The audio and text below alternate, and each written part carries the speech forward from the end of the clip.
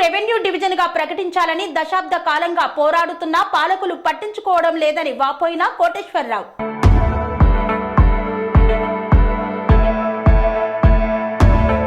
ఆలేరును revenue division గా చేయాలని గత దశాబ్ద కాలంగా ఉద్యమిస్తున్న పాలకులు స్పందించడం లేదని కొత్తగా గెలిచిన ఆలేరు ఎమ్మెల్యే ప్రభుత్వ విప్ రెవెన్యూ డివిజన్ ఏర్పాటుపై ముఖ్యమంత్రితో మాట్లాడి అసెంబ్లీలో స్పష్టమైన ప్రకటన చేయించాలని అఖిల భారత రైతు కూలీ సంఘం అధ్యక్షులు వి కోటేశ్వరరావు అన్నారు. ఆలేరు డివిజన్ సాధన కోసం సిపిఐ ఎంఎల్ న్యూ డెమోక్రసీ జిల్లా కమిటీ ఆధ్వర్యంలో ఆలేరు వైఎన్ఎస్ గార్డెన్ లో సదస్సు నిర్వహించారు. ఈ సందర్భంగా ముఖ్య వర్తగా హాజరైన కోటేశ్వరరావు ఆలేరు సైదాపురం అసెంబ్లీ ఎన్నికల సభలో అధికారంలోకి రాగానే ఆలేరు రెవెన్యూ డివిజన్ గా ప్రకటిస్తానని హామీ ఇచ్చి ప్రభుత్వం ఏర్పడి 8 నెలలు అవుతున్నప్పటికీ ఆలేరును రెవెన్యూ డివిజన్ ఏర్పాటు చేయకపోవడం ఇక్కడి ఆలేరు ప్రాంత ప్రజలు అసహనానికి గురవుతున్నారన్నారు. తక్షణమే స్పందించి ఆలేరును రెవెన్యూ డివిజన్ గా ప్రకటించాలని కోరారు. అధికార మార్పిడి జరిగి 75 సంవత్సరాలు దాటినప్పటికీ కూడా ఇంకా పరిపాలనా విధానంలో మార్పులు చేయకపోవడం అనేది చాలా సిగ్గుచేటు. ఎందుకంటే దేశాన్ని మనం ఏర్పరచలేము, రాష్ట్రాన్ని మనం ఏర్పరచలేము. అది ఆయా ప్రాంతాలకు సంబంధించిన ఆర్థిక రాజకీయ సాంస్కృతిక విధానాల మీద ఆధారపడి రెవెన్యూ డివిజన్లు కానీ ఇంకా కింద మండలాలు కానీ గ్రామ పంచాయతీలు కానీ ఇవన్నీ మనకి ఈ పరిపాలనా విధానం ప్రజలకు అనుగుణంగా అనేకమైన మార్పులు చేసుకుంటాం. ఇప్పటికీ భారతదేశంలో పరిపాలనా విధానానికి సంబంధించిన నిర్మాణం మీద జాతీయ విధానం అనేది లేదు. దీనివలన అనేక ప్రాంతాల్లో ప్రజలు ఆయా సమస్యల మీద మాది గ్రామ పంచాయతీ చేయండి, మాది డివిజన్ చేయండి, మా మండలం చేయండి అని ఈ సమస్యల మీద పోరాడవలసిన పరిస్థితి విచిత్రమైంది. ఎక్కడ లేదు ఈ ప్రపంచంలో. మొన్న ప్రత్యేక తెలంగాణ రాష్ట్రం సాధించిన తర్వాత ఒక సైంటిఫిక్ విధానం లేకుండా 33 జిల్లాలు ఏర్పాటైనాయి. ఈ 33 జిల్లాలకి సంబంధించిన దానిలో ప్రజలందరినీ కూడా భూభాగాలకి జనాభాకి తగినట్టుగా నిర్మాణం ఎలా ఉండాలి అనేది కాకుండా ఆయా ప్రతినిధుల యొక్క పలుకుబడిని దృష్టిలో పెట్టుకొని మండలాల్ని కానీ రెవెన్యూ డివిజన్లు ఏర్పాటు చేయడం జరిగింది. ఇప్పుడు 76 డివిజన్లు రెవెన్యూ డివిజన్లు మన తెలంగాణలో ఉన్నాయి. ఏమిటి బేస్ దీనికి? ఇప్పుడు సూర్యాపేట జిల్లాలో సూర్యాపేటలో ఉన్నది, కోదాడులో ఉన్నది, హుజూర్నగర్లో ఉన్నది, సిద్దిపేటలో ఉన్నది, గజ్వేల్లో ఉన్నది, హుస్నాబాద్లో ఉంది. అంటే గజ్వేల్ ఏంది అసలు మనం చూసినట్టయితే గజ్వేలు మామూలు ఒక గ్రామం లాంటిది, ఓ మండలం కాదు. ఇది ఆలేరు మీద పోల్చుకుంటే చాలా పరిమితమైన అది ఒక రెవెన్యూ డివిజన్ అయింది. అంటే నాయకుడు ఎక్కడ ఉంటే అక్కడ దాన్ని ఆ పరిపాలనా విధానాన్ని ఆ నిర్మాణాన్ని చేసుకోవడం అనేది అక్రమమైనది, అన్యాయమైనది. ముఖ్యంగా మన భువనగిరి నల్లగొండ ఉమ్మడి నల్లగొండలో చూస్తే అది నల్లగొండ కావచ్చు, సూర్యాపేట కావచ్చు, ఇప్పుడు భువనగిరి యాదాద్రి జిల్లా. ఇది పాపులేషన్ దాదాపుగా ఒక 15 లక్షలు. 15 లక్షలకి సంబంధించిన ఇప్పుడు ఎక్కడ ఉన్నది?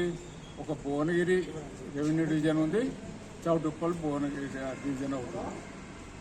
మళ్ళీ చౌటుప్పల్కి సంబంధించిన ఆ నియోజకవర్గాల్లో చూస్తే కూడా మళ్ళీ నల్గొండ కింద మునుగోడు అంతా కూడా నల్గొండ డివిజన్ కింద పోతుంది. ఈ ప్రాంతానికి సంబంధించిన మనం కోరుకునేది ఏంటంటే ప్రజల వద్దకే పాలన. ఎన్టీ రామారావు వచ్చినప్పుడు మండలాలు అనేది చాలా సరి అయినదని మనం అందరం అనుకున్నాం.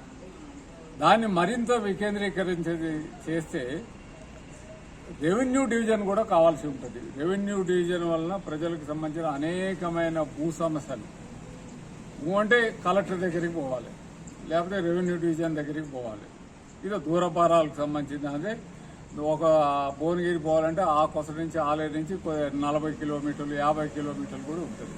అంటే ఆలేరు నుంచి కాకుండా రూరల్ ఏరియాని చూసినట్టయితే గుండాల నుంచి లేకపోతే ఆత్మకూరు నుంచి చూసినా చాలా సుదూరంగా ఉంటుంది.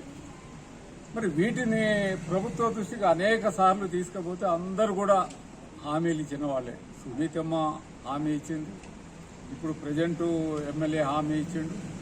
ప్రతి ఎన్నికల్లో అందరూ కూడా మేము గెలిస్తే ఇగో 100 రోజుల్లో ఈ డివిజన్ చేస్తాం. ఏమైనా 100 రోజులు కాలేదా అంటే వాళ్ళకి వేరే ఏమైనా క్యాలెండర్ ఉందా? ఒక విచిత్రమైన పరిస్థితి. అంటే ఇప్పటికీ ఏమైనా సహజంగా ప్రజలు ఏం కోరుకుంటున్నారంటే నా సౌకర్యాలకు సంబంధించిన వ్యక్తిగత నా పంటలకి ధర రావాలి, ధరలు తగ్గాలి, కొనుక్కునే తినే వాడుకునే వాటికి బడి ఫీజులు తగ్గాలి అనేది సహజంగా ఎప్పుడు ఉంటుంది. కానీ ఇది కూడా ప్రభుత్వ దృష్టికి తీసుకుపోయిన తర్వాత వెంటనే ఒక కమిషన్ వేయడమా వాళ్ళ పద్ధతులు ఏమైనా ఉంటే చేసి ఎమ్మటే చేయాల్సిన అవసరం ఉంటుంది. ఇప్పుడు ఇక్కడ కొత్తగా ఏర్పడ్డ మోటకొండూరు కానీ లేకపోతే గుట్ట కానీ రాజాపేట కానీ ఆత్మకూరు కానీ గుండాల కానీ ఇవన్నీ మండలాల్లో జనాభాని చూసుకున్నట్టయితే ఒక్కొక్కటి రామారావు మండలాలు ప్రకటించినప్పుడు 30,000 ఉంటే ఒక మండలం అన్నాడు, ఒక ప్రాతిపదిక ఆయన నిర్ణయించుకున్నాడు. కానీ దీనికి ప్రాతిపదిక ఏంది? కనీసం 1,00,000 మంది ఉంటే ఒక రెవెన్యూ డివిజన్ ఆటోమేటిక్గా చేయాలి. ఎందుకంటే సమస్యలు పెరుగుతున్నాయి, ప్రజలు ఖర్చులు పెరుగుతున్నాయి. కాబట్టి ఆ ఖర్చులను తగ్గించడం కోసమైనా ప్రజల ముందుకు పాలన రావాలి అంటే రెవెన్యూ డివిజన్ కూడా ఒక భాగము అని మేము అభిప్రాయపడుతున్నాం. అందుకని ఇది ఎక్కువ కాలం తీసుకోకుండా ప్రజలందరూ కూడా దీన్ని రివోల్ట్ అయ్యి మళ్ళీ ఎలక్షన్స్ వచ్చిన తర్వాత మళ్ళీ ఒక ఆయన హామీ ఇచ్చి మళ్ళీ ఆయన మీద తిరుగుబాటు రాకుండా ఈ లోపున ప్రభుత్వం మేల్కొనాలి. ఎందుకంటే ఇది డబ్బులకి సంబంధించిన సమస్య కూడా కాదు. ఇది కేవలం ఒక ఆఫీసులు, ప్రభుత్వ జాగాలు చాలా ఉన్నాయి, కన్స్ట్రక్ట్ చేయొచ్చు, ఇవన్నీ చేయొచ్చు. దీంతో పాటు ఇప్పుడు బ్రిడ్జి ఒకటి ఉన్నది. బ్రిడ్జి ఎంత అయ్యండి? అది వాళ్ళు తలుచుకుంటే మోరీలు బ్రిడ్జీలు పెద్ద కష్టమైందే కాదు. గతంలో సరిగ్గా కట్టకపోవడం వల్ల రైలు కూడా కూలిన సంగతి, ఇక్కడ ఆలేరు ఈ బ్రిడ్జి కూలిన సంగతి మనందరికీ తెలుసు. ఇప్పుడు డౌన్ బ్రిడ్జి ఉండటం వల్ల అనేక సార్లు ట్రాఫిక్ జామ్ అవుతున్నది. అంటే ఈ జామ్ సరిగ్గా లేకపోవడం వల్ల లేకపోతే అనామతుగా కట్టడం వల్ల మొన్న బీహార్లో ఏం చూసినాం, టకా పెద్ద బ్రిడ్జిలని కూలిపోయింది. అందుకని గవర్నమెంట్ చేతనే నిర్మాణం చేయబడాలి. ఇది ప్రైవేటు వాళ్ళకి ఇవ్వాల్సిన అవసరం లేదు. గతంలో మీరు మొత్తం మన రాష్ట్రంలో చూడండి, అన్ని ప్రాజెక్టులు కానీ అన్ని రకాల ఇరిగేషన్ ప్రాజెక్టు కానీ లేకపోతే ఇండస్ట్రియల్ ప్రాజెక్టు కూడా గవర్నమెంటే స్వయంగా వాళ్ళ ఇంజనీర్లతోని సూపర్వైజర్లతోని కన్స్ట్రక్ట్ చేశారు. బిహెచ్ఎల్ కానీ, నాగార్జున సాగర్ కానీ, ఎస్ఆర్ఎస్పి కానీ ఇవన్నీ చేసినాయి. కానీ ఇవాళ ప్రతి ఒక భూమి వేయాలంటే ఒక సబ్ కాంట్రాక్టర్, ఇంకొక చిన్న పిల్ల కాలువ వేయాలంటే ఒక సబ్ కాంట్రాక్టర్. అంటే ఇది కాంట్రాక్టర్ల కోసం మాత్రమే చేయబడుతున్నది, నాణ్యత లోపించబడుతుంది. అందుకనే ఇది నిత్యం వరంగల్కి సంబంధించింది కాకుండా ఒక మెయిన్ రూట్ అయిపోయింది. ప్రధానమైన హైదరాబాద్ నుంచి ఇతర జిల్లాలకి, ఇతర రాష్ట్రాలకి ఇంటర్ స్టేట్ రూట్గా ఏర్పడ్డ తర్వాత కూడా కనీస దాన్ని నిర్మాణం చేయకపోవడం అనేది అసలు అంటే ప్రజలు ఇంకా వెనకటి రోజుల్లాగా లేరు. కనెక్టివిటీ పెంచాలి. అన్ని స్టేట్ టు విలేజెస్, రూరల్ నుంచి కనెక్టివిటీ లేకపోవడం ఫలితంగా అనేకమైన ఇబ్బందులకు గురవుతుందో అదనపు ఖర్చులు కూడా గురవుతుంది. అందుకని ఈ రెండు అంశాలని ఒక శాస్త్రీయంగానే మా సంఘం చర్చించి దీనికి అన్ని రకాల అర్హతలు ఉన్నాయి. రెవెన్యూ డివిజన్ చేయడానికి ఆర్థిక పరంగా ఉన్నది, రాజకీయ పరంగా ఉన్నది, సామాజికంగా, సాంస్కృతికంగా అన్ని అంశాల్లో మేము పరిశీలించడం ద్వారానే ఇది ఒక సరి అయినది. ఇక్కడ ఇమీడియట్ గా ఆ రెవెన్యూ డివిజన్ అనేది ఏర్పాటు చేయాలి అనేది ఇప్పుడు మొత్తం 76లో చూసిన 76 రెవెన్యూ డివిజన్లో చూసినట్టయితే ఇప్పుడు మేము డిమాండ్ చేస్తున్న ఆలేరు రెవెన్యూ డివిజన్ మీద పోల్చుకుంటే దాదాపుగా 36 రెవెన్యూ డివిజన్లు జనాభా తక్కువ ఉన్నది, ఆర్థిక పరంగా తక్కువ ఉన్నది, అన్ని రకాల చూస్తే కూడా గ్రేడ్ లెస్లో ఉన్నాయి. వాటి మీద మనం ఇంతకుముందు తెలంగాణ రాష్ట్రాన్ని డిమాండ్ చేసినప్పుడు కూడా ఈ పోలికలు చేసుకున్నాం. ఇతర రాష్ట్రాల మీద పోల్చుకుంటే ఇది 15వ రాష్ట్రంగా పెద్దగా ఉంటుంది. వరి ధాన్యం ఉత్పత్తి ఉంటుంది, వాటర్ ఇరిగేషన్ ఎక్కువ ఉన్నది, ఎడ్యుకేషన్ ఎక్కువ ఉన్నది. ఇవన్నీ మనం చెప్పుకున్న పాజిటివ్ అంశాలు. అదే రకంగా ఇవాళ ఆలేరు డివిజన్లో కూడా ఒక పెద్ద తిరుపతి లాంటిది భవిష్యత్తులో రాబోయే గుట్ట ఉన్నది. ఇక్కడ ఇవాళ రియల్ ఎస్టేట్ లక్షలు కోట్ల రూపాయలు బిజినెస్ నడుస్తున్నది. హైవే రోడ్డు ఉన్నది. అన్ని రకాల సౌకర్యాలు ఉన్నాయి. రేపు అది బసవాపురం ఇంకో 2 ప్రాజెక్టుల ద్వారా నీరు రాబోతున్నది, ఇరిగేటెడ్ అవుతుంది.